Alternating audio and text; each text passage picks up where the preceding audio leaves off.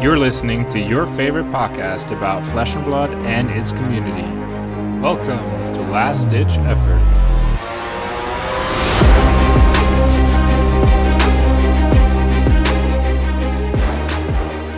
Welcome back to the Last Ditch Effort podcast. Today it's just me, Maurice, and my co-host Ralph. Welcome back on the show, Ralph. Thank you. Hello, Maurice. How are you doing? I'm doing great. We come off hot from calling Lyon.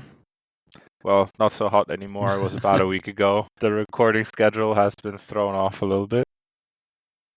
Well, still, was it last weekend, right? Yes, it was last weekend. Yeah, we're early with the podcast. Yeah. Yeah, I think after Nationals it took us, 3 weeks to record Yeah, it? at least. Yeah. So how have you been? How was your calling? I had a great day. I didn't, just to say before, I didn't make day 2, but that's still a great day. But you got day 2. But before we talk about the main topic, the calling, playing new heroes, playing against new heroes, I think you want to talk about Commoner first, right? Oh yeah, we drove all the way from Zurich to Lyon, and then first thing we did was play the Commoner side event on Friday, which was extremely successful. I went 4-0 on Terra, which was pretty cool. It was surprising. I really threw the deck together I don't know, about 2 days before we left for Lyon. And I just kind of was like, this is a good Earth common. That will go in the deck. This is a good Guardian common. That will go in the deck.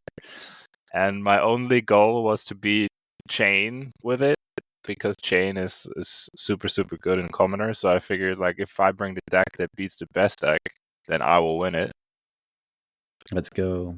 It ended up being that I only played 2 Chains on the whole weekend, and I won one and lost one. So I still don't know if the deck is actually good against Chain or not. Okay.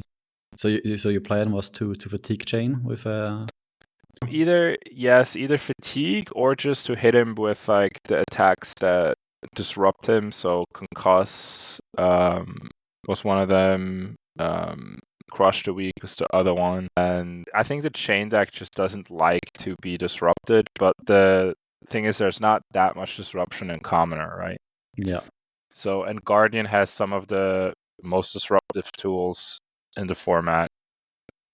So I figured it will be enough to just throw sort of attacks at him that he wants to block. Oh, okay. So you played the what are the cards called? Concuss, or is it a different one? Like if you have +1, then they have to discard it? Yeah. So there's a bunch of cards you can play. You can play Concuss, which is if it has more power than its base, on hit they discard a card. Mm-hmm. Then there's Entangle, which is on hit. Well, it's a fuse. It's a fuse Guardian card, Earth Fuse. If you fused it, then on hit, their next attack gets -2, which is nice. Then there's another fuse card. What is it called? Mulch, I think. Yep. That on hit it sinks their arsenal. Okay, so you have Commoner CNC. Yeah. It's but it's still a fuse card, so you have to fuse it to get the effect. And I found it that in a lot of cases it's actually just a 4 for 8, which is also not bad. Yeah, it's good. And then I figured I just play I think I just try to block and play efficient attacks to not fall behind too much. And then in the end, he will have to block to not die, and then you can usually fatigue him because they either have to block with too many cards so that they can't play out their Blood Debt cards, and then they die of Blood Debt, or they just have to block and can't put out as much damage as they need to kill you. Mm. So you extra took a day off to catch the Commoner event. You went early, right? Yes, yeah. On We Friday went on morning? Friday. I think we would have left on Friday anyways, because it's just a long, it would have been too long away to do it same day. Yep. But yeah, it was important that I could catch the commoner event. Yeah, I traveled in the afternoon and I couldn't catch the event. And Yeah. also had some traffic, like two Yeah, I heard hours it was extra. pretty bad coming into Lyon, right? Yeah. Yeah, we had a pretty smooth ride down, but we left quite early in the morning, and pretty much went a straight shot down. Nice. Yeah, I really enjoy playing these commoner events at the bigger callings and battle hards and stuff. It's so fun. What kind of event was it? It wasn't team, right? It was No, it was just a constructed side super event. armory? Yeah. Oh, Not even. It was just a regular side event. Yeah. Just went just for ticks. Okay. But yeah, so I went 4-0 in that, which was great. I played an Oldhim, then a Terra Mirror, then against Chain, and then against Ira. Yep. So pretty diverse, honestly, which I was surprised by. And then on the last day after the calling, we played another commoner event, and that one didn't go so well. I went 1-3. First round, I lost to a Chain. Then I won against KO, I believe. And then I lost twice to Enigma. Oof, okay. I guess that's a harsh matchup. Yeah. It's kind of funny how the matchups that we know from CC still kind of exist in Commoner. So Illusionist versus Guardian is still super Illusionist favored, even though you play almost none of the same cards. It's like really, really interesting. It's kind of like the classes just play out in a way that that kind of it kind of reminds you of playing like, you know, Prism into Bravo or something back in the day. Or Prism Oldhim. Is Enigma still playing the refractor, or what is it called? Yeah, the weapon, a reality refractor, right? Yes, exactly. So Enigma plays reality refractor, and then she tries to make these spectral shields with plus counters, and then basically she just attacks you for 8 every turn, blocks with 3, and attacks you for 8 because her first attack is 1 cheaper, right? Because of her hero ability. Yep. So she only needs to pitch 1 red to attack you for 8. Which is so good. It's a super good weapon, yeah. Especially in Commoner, it's very annoying. The only way you can really beat her is to just keep her off the ward, so you just have to output multiple attacks. And they play all the defensive tools that are like legal in Commoner, like the Fate Foreseen Sync Belows, they play the Oasis, they play the 2 from Outsiders that costs 2 and makes a Ponder token and prevents damage. Yep. So they play only Spectral Shield generation, defensive tools, and then they just try to prevent as much damage as they can, and they just hit you for 8. It's like they're playing CC. Yeah, exactly. Just with less offensive tools, I guess. Yes. But if they have to be in the defense and just attack with 1 Spectral or 1 Waxing, whatever. So yeah, playing against Enigma is very, very tough with Terra. Basically you have 2 turns of the game where you can play a pummel. At least the list I played only played 2 pummels. And in those turns you can like surprise them and clear their board, and then they need like an immediate follow-up to generate their Spectral Shield again. So you can kind of try to beat them that way. And the turns which I did pummel, it was pretty devastating, but then every other attack basically didn't hit, or it hit, they took some damage, and then they made a Spectral Shield again, like right away. So yeah, not a very great matchup. You kind of just lack the tools to really put the pressure on them. Like in CC, you usually get like some other tools to like put more pressure on them, some equipment maybe, or if you're thinking of E-Strike. You get stuff like E-Strike, you get stuff like, what is it called? Don't ask me about the cards that Victor play, that Rousey Ancients, Ancient plus Zealous Belting. Zealous Belting, yeah. But you could play Zealous, or is it a rare? I think Zealous Belting is a rare. No, it's a common. Is it common? Alright, then maybe Zealous Belting is the tech there. Yeah, I just honestly did not think of the fact that Enigma was going to be part of this format. Like I said, the deck was thrown together very quickly. But yeah, Commoner is still one of my favorite formats. Super cool, super innovative. You see all types of stuff in Commoner, man. People just brew and it kind of works. And That's great to hear. Yeah. Okay. It's super interesting. Enough Commoner for now. Yeah. Let's go to the real event, like to the real gameplay. All right. Let's talk CC. Yeah, so the calling in Lyon was CC. Should we talk about the venue for a bit? I think we should talk about how it went first, and then talk a bit about the venue. Gameplay first. Gameplay first, yeah. So then the people who don't care about our ramblings can just turn off the podcast, right? Okay. So day one went pretty good for me. I played Dash, the OG Dash, and I went 6-1.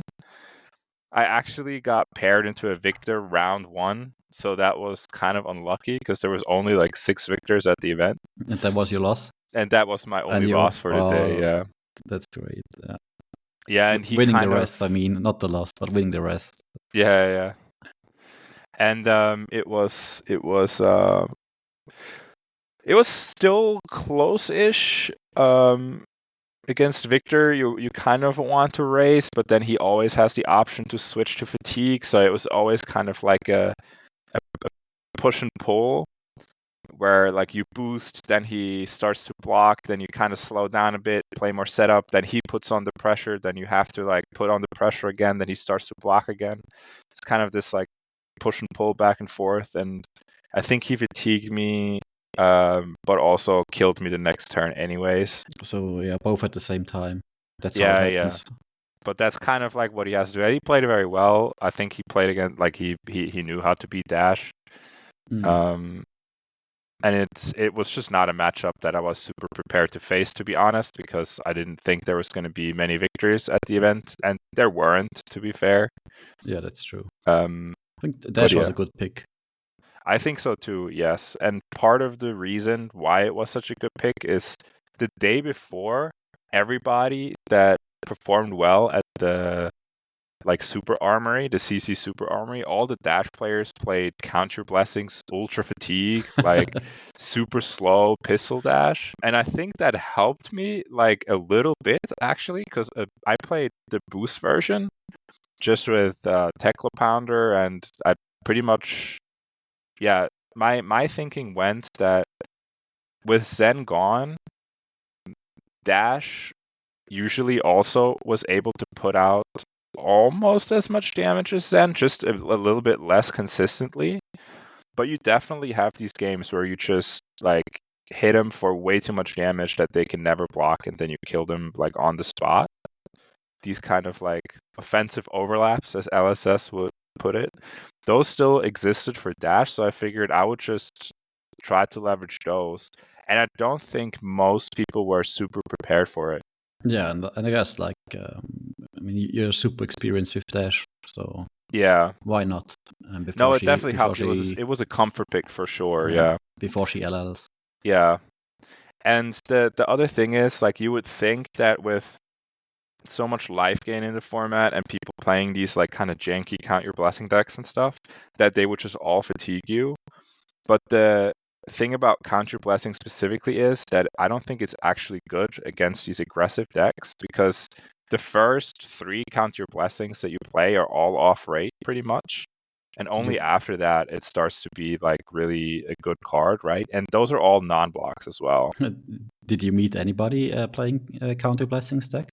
No, actually. I did not. Only in like on a break, like some Italian dude from Rome is like, hey, I'm playing Count Your Blessings, Auxilio.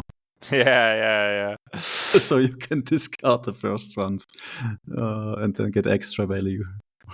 Yeah, so I heard rumors going on about people getting beat by Count Your Blessings.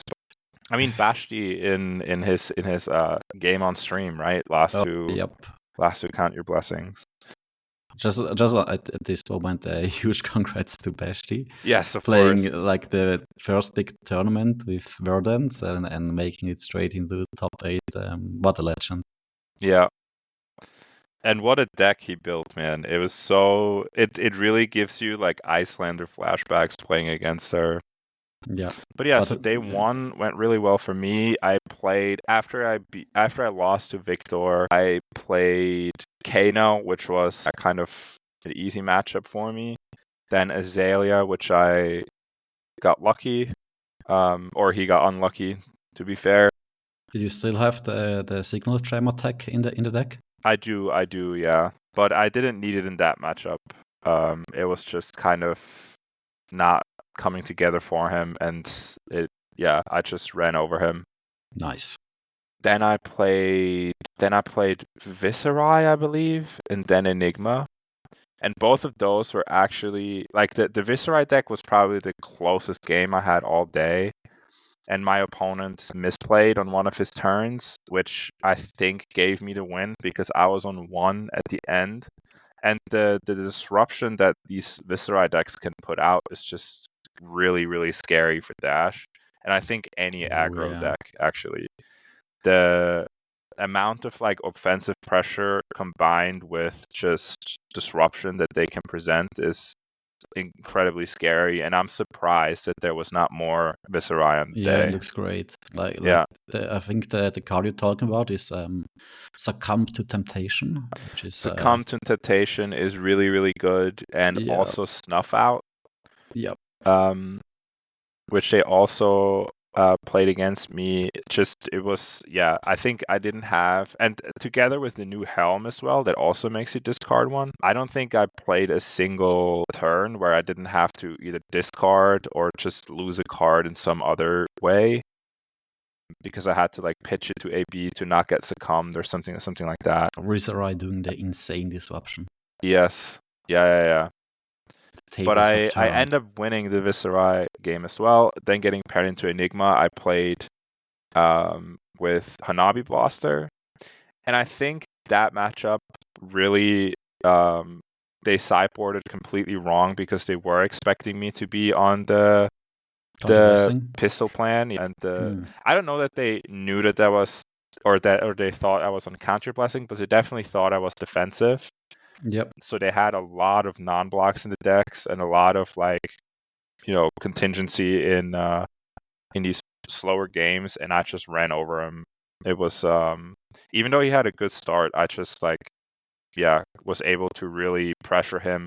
And then the turn I killed him is like turn 3, and I hit him for 30 damage. So it was it was really still really fighting those max Vs and it was basically max V, activate boots, and then hit him with the Hanabi Blaster as well. Yeah.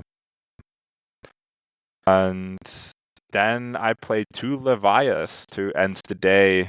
Okay. Which I also didn't expect to see as much Levia, but it makes sense. I think she's still just as good as before. The bans didn't really affect her at all. She still is able to put out a lot of damage if she draws the blood rushes in like a opportune moment. She lost Art of War, which is definitely a big deal, but I think she's still very good in the meta right now. Did you go with induction chamber like Michael, our master induction chamber mechanologist? Yes, I actually did. I think you have to in that matchup, because every now and then these Levias decide to play more defensive, and since they are brute, a lot of their stuff also just blocks 3. If they just sideboard out the non-block stuff, they can just fatigue you. Yeah. Which is something that is also a little tricky against Levia. Like, she can just not pressure you if she doesn't want to, and just play the brute attacks, and just if you just boost without thinking about that, you're gonna get fatigued. Did they play Karen Husk or the Savage? So the first Levi I faced played the Savage Sash, and the second played Carrion Husk. I think Carrion Husk is probably better if you're on the plan of like fatiguing. And we've also seen it in the final nationals game where Michael played Marco Yeah. in Switzerland, where you could see how like the carrion husk starts to become like this kind of like central game piece. Like Michael really had to play around 13 life and the carrion husk, right? And I think it could have like changed the game completely if Marco decided to block earlier with the carrion husk. So I think the carrion husk, it's kind of this, if you play the aggressive version, then it kind of becomes this this matchup of who can put more damage or defense, like who can put bigger numbers on the board, and Carrion Husk just has a 6 on it, which is very good. Yeah, so it kind of, if you think about it this way, it kind of negates a whole Tekla Pounder, right? Yeah, but I still think like if I would play Savage Sash with Levaya, just because it's an easy 2 block, and Dash doesn't play any CNC weakest link. So that's where Karen Husk comes mostly in. So you have your very good hand, or you have a Blood Rush hand, and they want to disrupt you. So just put in Karen Husk. Dash doesn't have that really, and then you get 2 defensive value out of Savage Sash, and I don't think it's hard to get the extra 4 value with using the active ability, reducing all your attack actions by 1 cost, which can get crazy with the new cards. Yeah, for sure. I think if you're playing the Savage Sash, you're just kind of locked into the aggressive plan, because otherwise it doesn't really give its full value. Yeah, but I would never believe to like a Levaya fatiguing a Dash. Like, and even if you play Karen Husk, you still have Blood Depth, and then you just die. Yeah. It's definitely, like, I think both of them are viable. I don't think it's like playing either or is like a huge mistake. I think it's a bit of a personal preference. Yeah. Probably the Savage Sash is better insurance if they are on a defensive version of Dash. Then you can try to just smash them, right? Yep. Yeah, so I think both of my opponents played well in that game, and it was tight, especially the second game was very, very close. But yeah, I ended up picking up both of those and then heading 6-1 into day 2. And day 2 could not have gone worse. It was pretty rough. So round 1 I played against Bashti on Verdance. I saw you just sent us a pic. Yeah, of course. Like we play against each other, like friendly fire, unavoidable at that point. And yeah, he ends up winning on Verdance. How much AB did you play? I played AB3, but I think it might have been wrong. I think maybe the correct thing would have been AB1 Spell Void 1, actually. However weird that sounds. But yeah, maybe I don't know. This was the first time I played against Verdance, and I think it was his first game against Dash on Verdance. How and did it was it feel like? It's super interesting matchup because I just played aggressive, tried to kill him as fast as I could, and he played like the bad thing about that is it kind of allows him to do the things he wants to do, right? Like he can just play his card for maximum values, and then the felling of the crown and the plow under becomes super valuable for him. Oh yeah, just so annoying. Just like, okay. Yeah, exactly. You discard a card. And every time he played it, like it was pretty devastating. He also plays the erase face, which is terrible for Dash, right? So it kind of you end up in this spot where you want to put the pressure down, but you kind of can't because they disrupt you too much. So you have to like slow down a little bit. I played with a chamber in my deck, and I got the chamber out like pretty early actually because I just drew it and played it.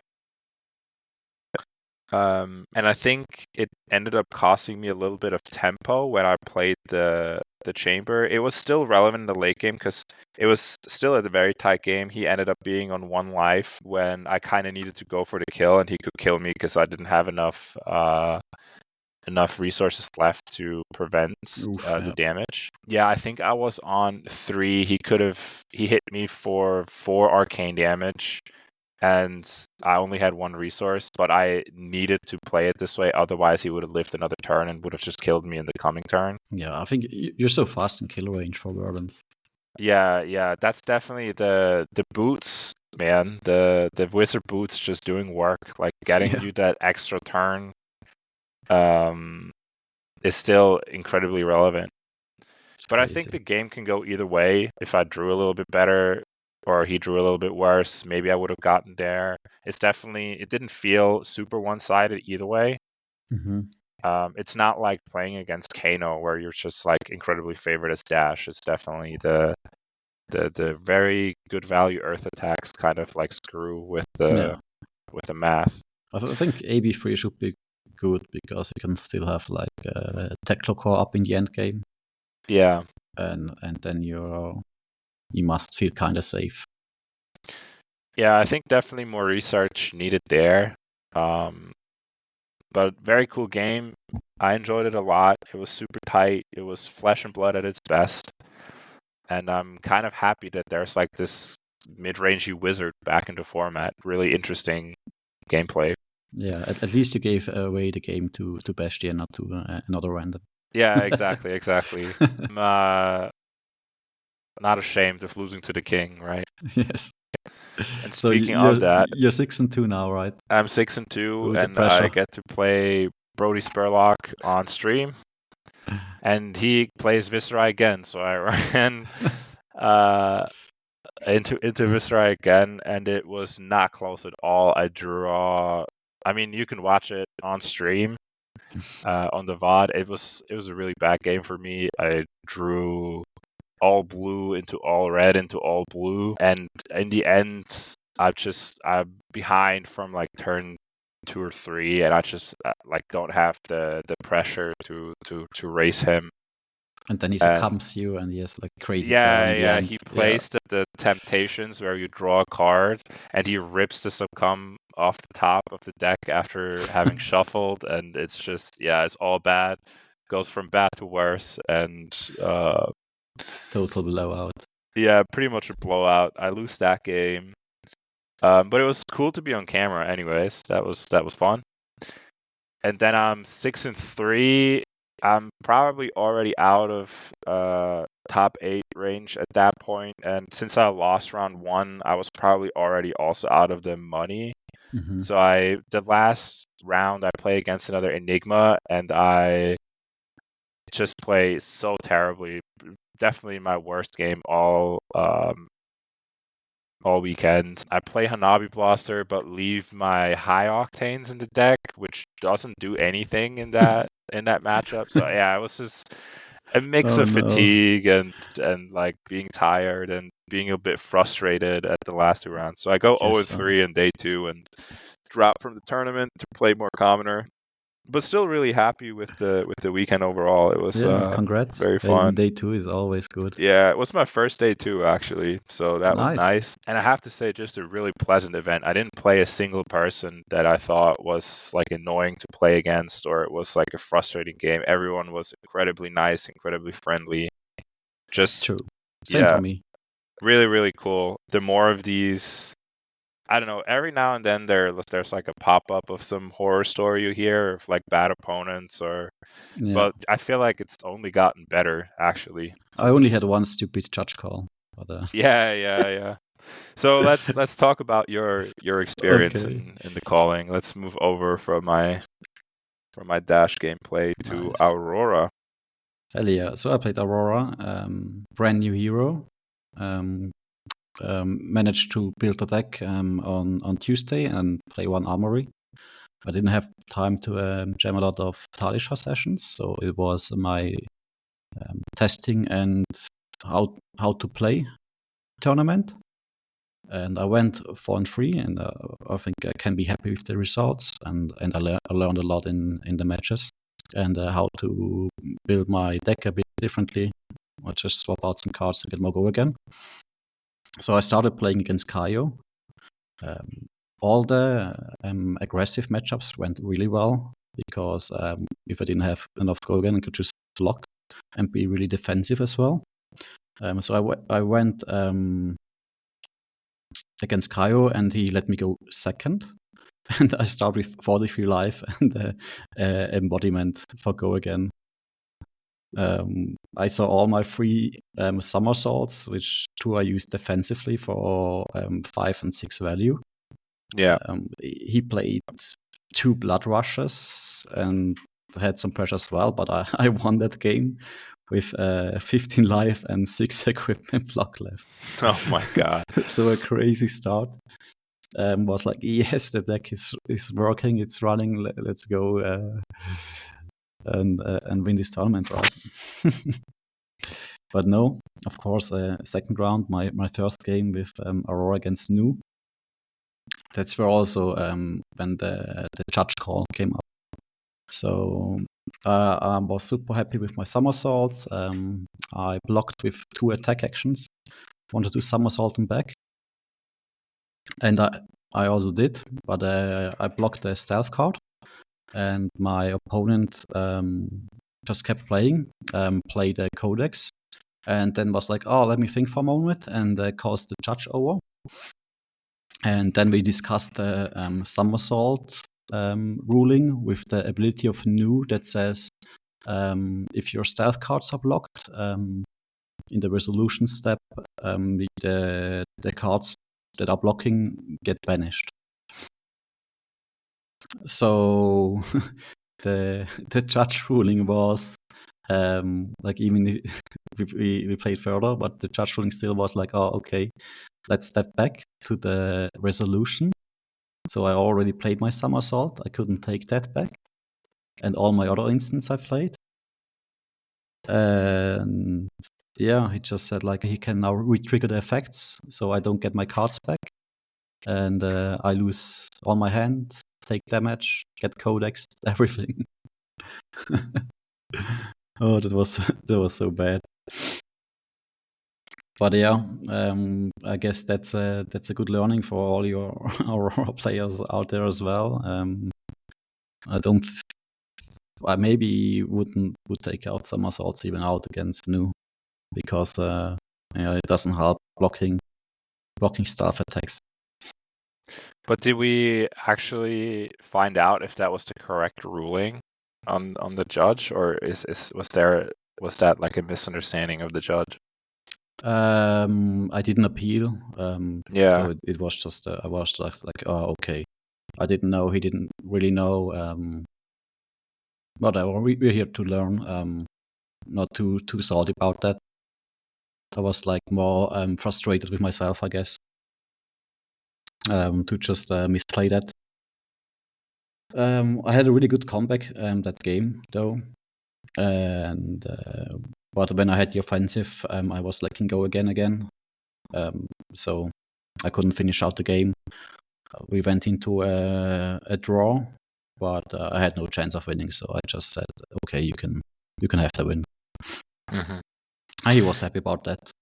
So, yeah. So after a little bit of research, I think the judge was correct, because of a ruling that says the chain link resolves before triggers are stacked. Oh yeah. Well, the ruling was correct, yeah, but like the ruling was correct. If right? the judge called to like, oh, let him let him redo all his stuff, and I can't redo my stuff. I don't know about that.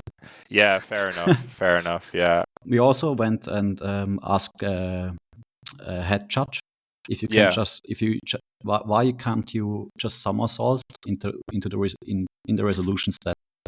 So let's say the Nu trigger comes up, and I say, oh, I'm gonna react with somersault to the Nu trigger. Mm-hmm. So the active player, which is Nu, can't stack the triggers. That was one option I had in mind, but we asked them, and they're like, oh no, because the the resolution step is already running. Somersault isn't doing anything. It's basically just a card thrown away. Yeah, it's because it can't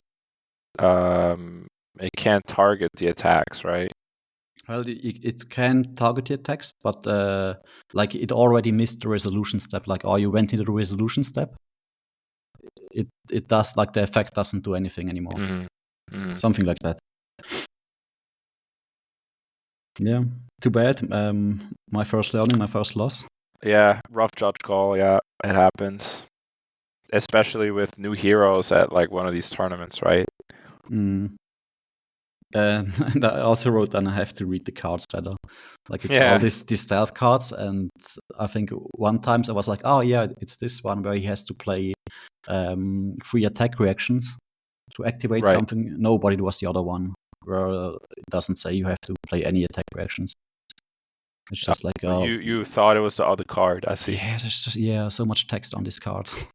Yeah. They're all blue. I missed that one as well. So deserved loss, I guess. Yeah, third match I played the Aurora Mirror. He let me go second again. I really like to go second with this deck because you can just play some instants at the start, and if they don't have the pressure, you get ahead so much. And then, like, one of the favorite new cards with Gone in a Flash came up. It was basically in the end a checkmate because I had Gone in a Flash plus a Lightning Press in hand, and Lightning Grease was active. So if he overblocks, I just Lightning Press and get it back and then play it again. And if he doesn't overblock, I'm just going to end it with the reaction, which is really nice. And I also figured out the balance of justice will be better into the Aurora race, because usually at some point they may draw 2 cards in a turn, and then in a balance of justice is so much value. And it's quite easy to play around CNC with Aurora. So game 4, another win against the Mirror. This time I played the balance, and it also came up. So perfect decision there. And yeah, I went second again with a channel in play. I just used all my equipments for on hits and then raced him down. And I was happy there. I think at that point I was 3-1.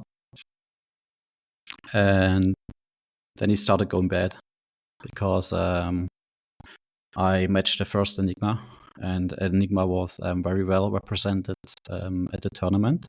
Yeah, it was the most represented deck actually at the tournament, right? Yep. So I didn't test any, but my initial thought was, I'm playing an aggro deck with good breakpoints and split damage and everything. So I thought this may be a good matchup for me, but it really didn't feel like it. I just bricked too much with my deck. And the first Enigma I played an aggressive sideboard with like all the Phantasm attacks with coming for 5 go again and stuff like that. And he just raced me. He went second and raced me, and I lost. Yeah. So you just played his attacks for full value. Yeah. Yeah. And I also put in a Remembrance because I thought, maybe it gets longer the game and it gets grindy. But I played Sigils in the deck or Remembrance, and I put in Remembrance, and then if I had Sigils in those spots instead of Remembrance, I would have 6 more life. So what do you think? Is there like a tool that you would have included that you think could change the matchup in your favor? Like other than just the Sigils or the Remembrance? Because it's clearly not like going to be a grindy game. Sigil of Suffering is really good. Right. There's some spots which I also had in the last game, where they just like have a tunic counter and their mirror guy is still on board, and they come at you again with tunic count and then mirror guy for 8 damage. And if you have Sigil of Suffering in those spots where they don't have any floating anymore, you can just like nullify their attack and kill their aura. Yeah. Like any ward aura. Yeah. And especially if it's mirror guy, that's so great if you can do that. Another thing that I didn't have in the list there yet was Sizzle. So I have, like, at this point I tested some more. I think I maybe played like too few starters. So I was basically missing 3 or 4 starters in my deck for the whole tournament. Which wasn't a problem, like I said, in the matches where I can just trade damage. But if I just have to play full aggressive and play my full hand, it didn't quite work out with my deck list. Yeah. So lost that. Of course, also forgot some tunic counters because it was my first tournament again with tunic. Play a lot of Prism and and Levia and stuff where I never played tunic. Also something to get used to again. But I also have to say, Aurora is so much fun, and it's really not easy to choose what to put in Arsenal. Do you keep your extra attack and put it into Arsenal, just play your full hand? What to put in Arsenal is still a lot to figure out, and how to sequence stuff. Yeah. Does it remind you of playing Briar at all? Or do you think it's a completely different deck? It's a bit like Briar because of the setup you want to do. Or you don't know if you need your embodiment or not, but you still try to be like safe to make it. But lots of people say that there's a lot of ninja-y stuff as well, which is also true. Like with the snatches and lightning press, draw cards, and playing around there are blocks to get on hits with the channel lightning valley. I think the most cheeky thing you always do with Aurora is just like a swing weapon for 1, and then respond with the channel, and they didn't block, so you get the free card draw, and then play whatever. Yeah, very nice, and another damage, and you draw a card. Yeah, and then after the second time, they'd be like, "Oh, now I'm gonna block this one," and then you just play another instance, which isn't even draw a card, and they they put in a card which only blocks 2. Stuff like that makes it really nasty and fun to play, like trick your opponents and stuff like that. Love it. All right, and then so now you're 3-2. 3-2, still online. Yeah, I get paired into Reiner with Ball Breaker. Okay. I had no clue what he was doing. I would say free game. I even had some bricky hands, and it wasn't close. Yeah, and then the last game was against an Enigma, and like I said, my deck was not that great at this point, and he kept Mirror Guy over 3 turns. So I just died. Yeah, it happens like that sometimes, right? Yep. But yeah, really cool place. Somersault is awesome. Sigil of Suffering is a favorite card. I also played in Briar a lot. Mm-hmm. Like if you can structure your gun in a flash turns, it can get crazy. And at the moment, I'm trying to figure out in what spots it is worth it to pop your lightning greaves, or how much value and go again you get out of these, because a lot of games I play at the moment, I'm not using it at all to give go again to my instance. But I'm always hoping like, okay, let's put Gun in the Flash in Arsenal, and then hope for the good hand with 3 instants which get value even with Gun in the Flash, like Sigil of Solace and Electrostatic Discharge, where you just get it back to your hand and have 3 extra value on the instance, and then you can get go again with the boots. It's like the dream. I'm still waiting for it to happen. You're still dreaming? Yeah. I think one game while testing, I even lost it because it was the last round. I had like 3-channel lighting valley out. Or like one was out already. I played 2 and then Sigil of Suffering, get a 4-card hand back with 3 channels on the board. But then I died anyway. Yeah. All right. So we've had a pretty good tournament when it comes to the games, right? Yeah. Do you want to rant a little bit about the venue and the tournament at large? Yeah. So we went by car and we thought like, hey, we are 20 minutes early. No way to be late, right? to the venue. But no, we parked and then had to walk around the whole venue to get into the tournament. It was so messy. Yeah, so the tournament was hosted in this convention center, right? Yes. And the convention center was huge to begin with. There was, I don't know, 7 different halls, and we got a third of one of them. Yes. And it was super weirdly laid out. So like every time you wanted to go from one side of the venue, you had to walk all the way around. So everything, we were the only hall that anything was hosted in. So like everything else was locked. And the security staff just would tell you to just walk around the entire venue, which was a 25-minute walk maybe. Yes. So if you parked your car on the wrong side of the venue, you just had to walk, right? Well, there was no other parking. We had to Exactly. park it on the other side, outside of the convention center. And inside the convention center, it was like all parking slots, not one car there. Yeah. So But- for some reason, the organizers of the calling did not organize any of the parking that was available at the venue.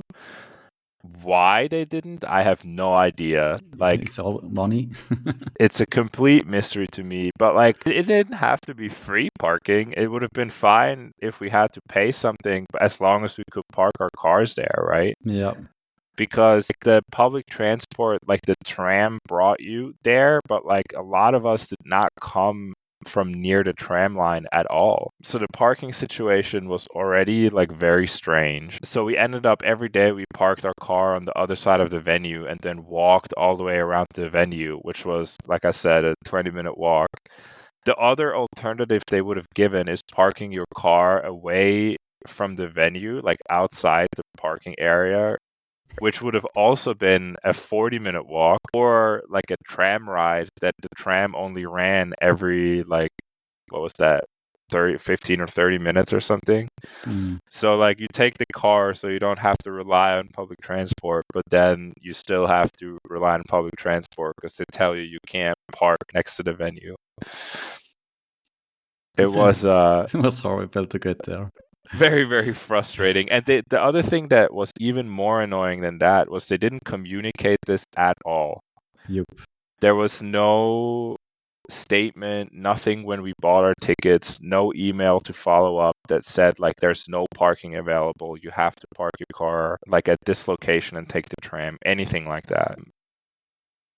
So that was the first thing that annoyed me. Yeah, and it was so outside in like it's called calling Lyon, but it's so outside of Lyon as well. We were like in the city, and we had to drive 30 minutes to the convention center with the car, and then walk another 25 to get into the hall. So the second day, I didn't even bother. Like on Sunday, I didn't even bother to come back, and just went into town and had a great tourist experience because the town is super nice. Like the old town, it was really a shame. Yeah, it's so good. And the joke is the venue was not even that big, honestly. Like the size of the playing floor, it was like 1/3 of one of these halls. Like this could have been hosted like in a big gym somewhere in the town. You know what I mean? Yeah.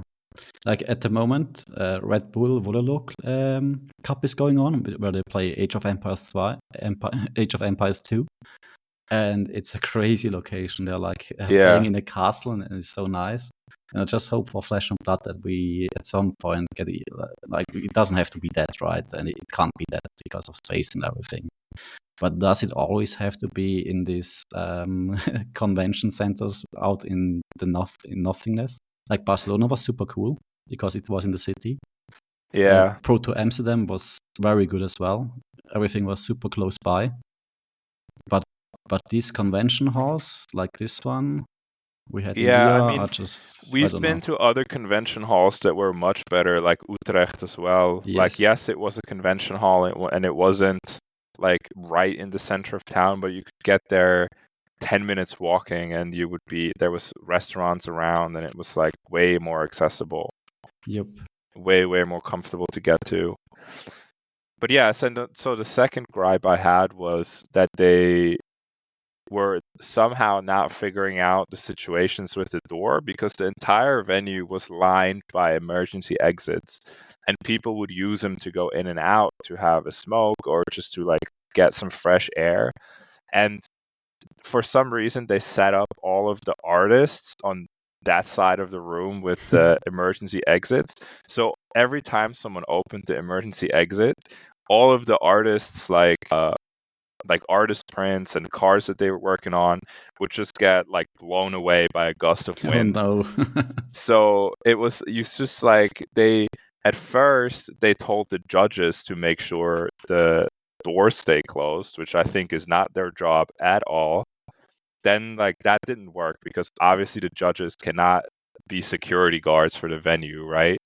So then after the judges were not able to keep in check, they put like someone from the security by the door, but then those people would leave all the time as well, and then people would still use the emergency exit.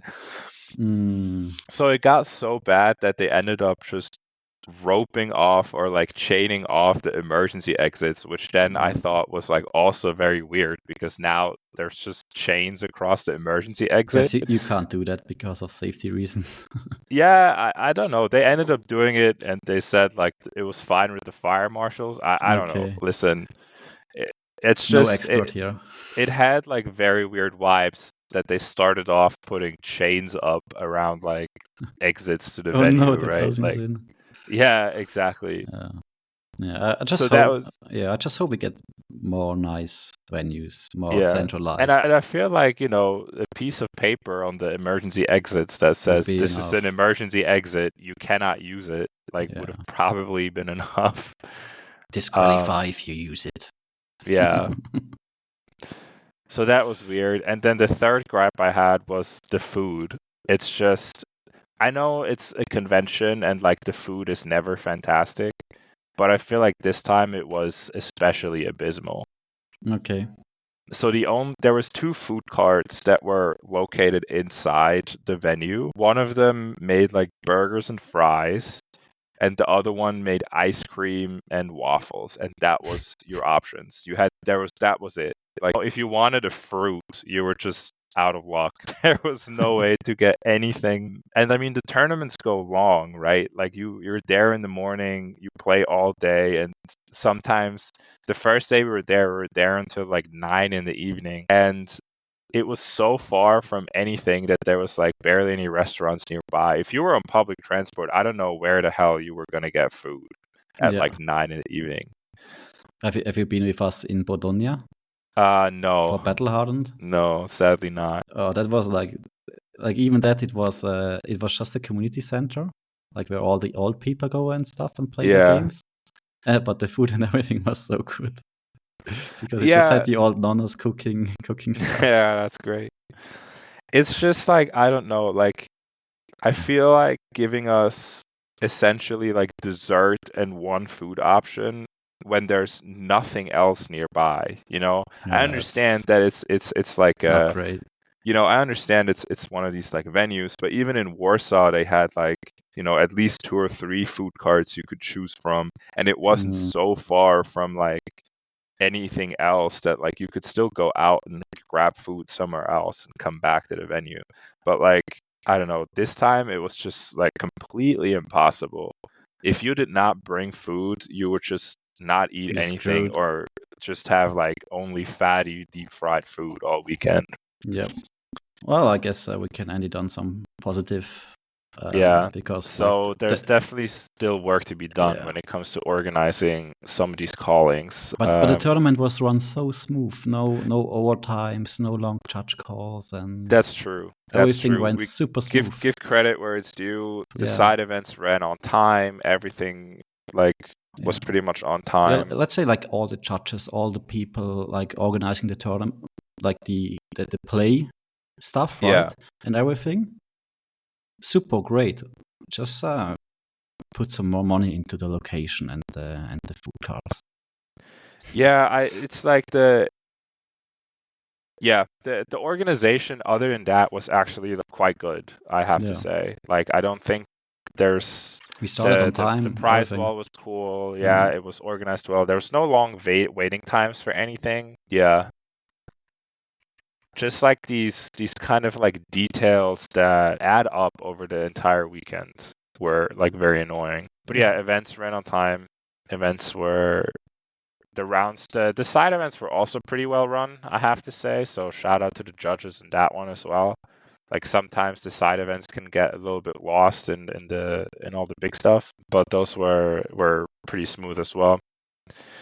But yeah, like I said, like you said, like you didn't even come back on day 2 to play any side events because the venue was so like annoying to deal with, and that's kind of a shame, right? Like it's it was really like so annoying to get there that I feel like people that like didn't have to be there for the calling or didn't qualify for day 2 or something just didn't come back. I think also like just if you want to like bring some friends with you if you go on a trip, because usually it's a nice trip. We go to town, we go out in the evening, have some good food, drink some beer, and then we go play some. Or if it doesn't run well, we go see the town, right?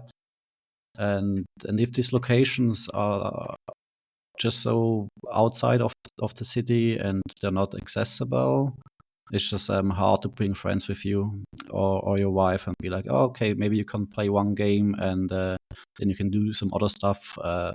Like mixing up doesn't work that well, which is sad. Yeah, I think it kind of like just puts a sour taste on an otherwise very cool event, right? Yeah. But yeah, how do you like the new set? What's your thoughts on Rosetta so far? I'm so confused with the You're so confused, set. Yes. Yeah. I have no clue what to do in draft. I didn't play Seal yet. But yeah. I played 3 drafts and I just always do nothing. But what about the card's impact on Classic Constructed? Because I know a lot of people are always talking about the impact on the format whenever a new set comes out. I think it's moderate. Yeah. It's fine. The new classes are playable. They're strong, but they're not like let's say Misty strong. Yeah. So I like that, and I like that I got a rune blade. I can put my time into it, and I just hope it isn't too strong, so it doesn't get banned, and I can just like grind it out for 2 years and get good at it. Yeah, I think it's a really. I think all of the heroes are, maybe with the exception of Auxilio, I think they kind of missed a mark on Auxilio. I don't think he's very good at the moment. But other than that, Florian, Aurora, and Verdance are all decent to good heroes that I think if you specialize in just this hero or this class, you can get a lot of percentages, as we've seen with Bashti, who performed very, very well in Verdance, feeling super comfortable from day 1 basically on this hero. And there was also Bartosz, I guess, with Aurora. Yes, with Aurora, who played really well. Took it to top 8, yeah. And there was some Enigma and Azalea, I guess. Yeah. All the good decks are still good, and there's some more good decks now as well to play, which is nice. Yeah. Overall, I think the bannings were like an excellent choice by LSS. I think they really kind of opened up the format for new True. aggressive strategies, and some of the strategies that weren't ultra defensive to come back. Now it's just like Enigma kind of took the spot of like every deck has to find some way to beat Enigma, and like it's like the biggest chokehold on the format at the moment. I think Enigma is best at the moment to play. Yeah. And then as soon as the Dash.io armor deck is up, which is in a week or something, I guess. Yeah. The meta is gonna shift again, and maybe Victory's back because everybody's on Dash.io. Assassins maybe back. I'm certainly gonna be rolling Dash.io. I can tell you that. Like I'm so excited to experiment with her and find like some new avenues. Yeah, I mean you have to. Have to. Dash is almost gone, and I think maybe she will be gone after the progress season. Yes, very likely. Yeah. Yeah. I'll just stick with Aurora. I mean, I can still swap to Dash.io because I played her a lot. But I'm still mad they banned all my decks with the tomes. No more Prism for me. No more deck. Yeah. There wasn't the deck for still Dash.io. think like there was a Prism day 2 that performed very well. There was a Prism top 8. Yeah. I think Prism is very much still a real deck. Yeah. It might look a little different, but I don't think Prism is gone by any means. No, it's still playable. Yeah. As soon as a lot of roots in the meta, still good. All right. Yeah, that concludes this week's show. Anything else you want to talk about? No, I'm good. Let's save up for next time. All right. In that case, thank you so much for listening to this week's show. You can find us on Twitter under the handle at LDFpod, that is LDFPOD, or you can send us an email under questions@ldfpod.com. We're looking forward to hearing from all of you, and you hope you tune in again when it's time again for the LDF podcast. Bye.